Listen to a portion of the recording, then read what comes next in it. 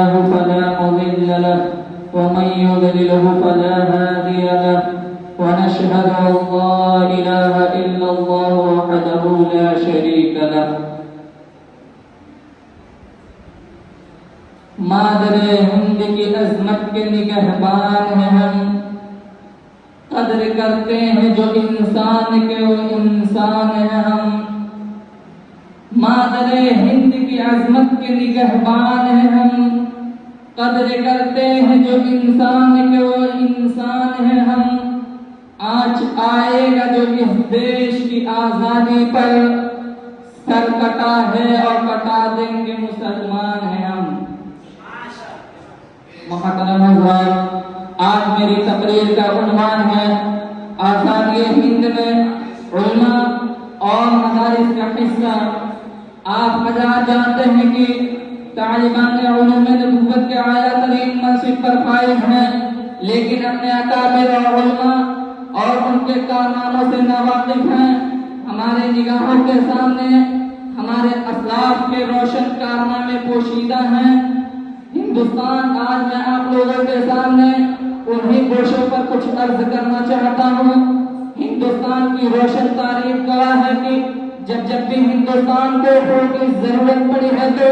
انہی مدارس کے علماء کرام نے پیش قدمی کی اور جب بھی ہندوستان کی سلامتی کو خطرہ لاحق محسوس ہوا تو انہی مدارس کے علماء کرام نے آگے بڑھ کر اس کے محافظ اور پاسبان بن گئے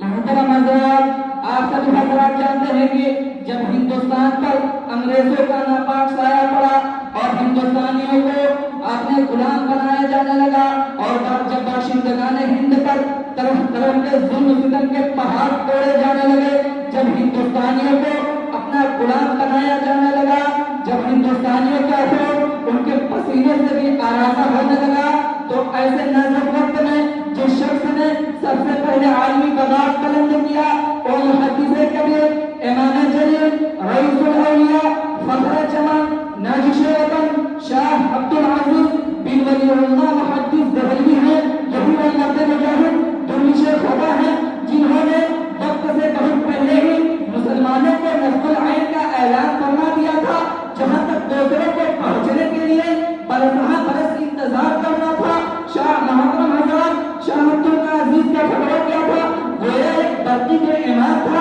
جو دشمنوں کے نقل تمنا پر گر پڑی انگریزوں کی نیندیں حرام ہو گئی انگریزوں کی نیندیں حرام ہو گئی جگہ جگہ آزادی کے شعلے بھڑکنے لگے آزادی کے شعلے بھڑکنے لگے جگہ جگہ آزادی کے پرچم لہرانے لگے سینوں میں ولولے مچلنے لگے حوصلوں نے انگڑائیاں لینی شروع کر دی مسند دست پر بیٹھ کر قرآن حدیث کے درس دینے والے علماء کرام خانقاہوں میں بیٹھ کر اپنے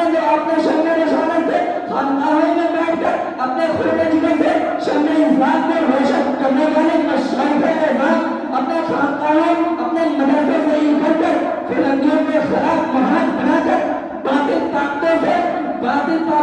سے میدان جنگ کرنے کے لیے میدان میں کوئی پڑے محترم حضرات اگر یہ علماء حقیقت تو یہ ہے کہ اگر ہندوستان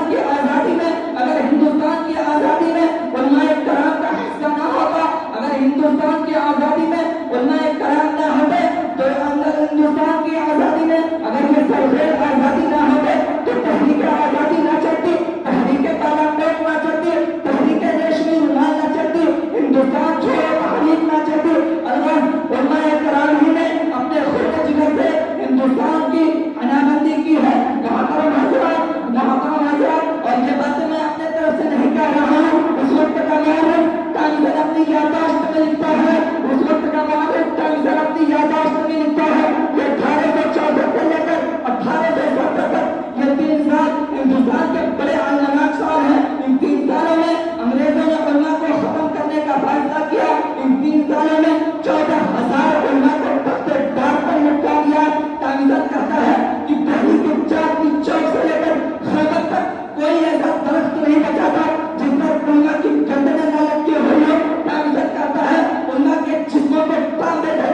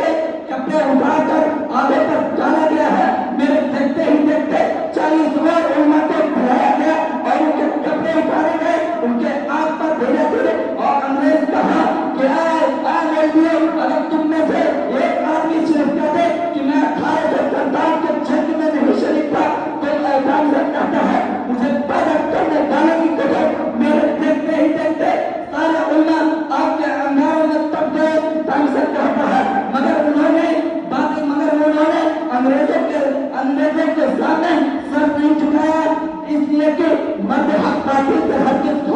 اسی لیے اے ظالموں ہمیں آزادی چاہیے اس دیش کی، اے ظالموں ہمیں آزادی چاہیے، رب کے کلمے کی آزادی، اے ظالموں ہمیں آزادی چاہیے، رب کے قرآن کی آزادی، ہمیں آزادی چاہیے، میری ماں اور بہنوں کی عصمت داری کی آزادی، ہمیں آزادی چاہیے، علماء کی تقدس کی آزادی۔ اگر تمہارے قانون کے اندر یہ آزادی ہے کہ جو چاہے ہماری مسجدوں کو گرا دے، اگر تمہارے قانون کے اندر یہی آزادی ہے جو چاہے ہمارے علماء کے خلاف بیان کر دے، اگر تمہارے قانون کے اندر یہی آزادی ہے جو چاہے علماء کے تقدس کو پامال کر دے، اگر تمہارے قانون کے اندر یہی آزادی ہے کہ حضور اکرم صلی اللہ علیہ وسلم پر بدزمانی کر دے، تو ایسی آزادی پر ہم تمہارے منہ پر نہیں بلکہ ایسی آزادی پر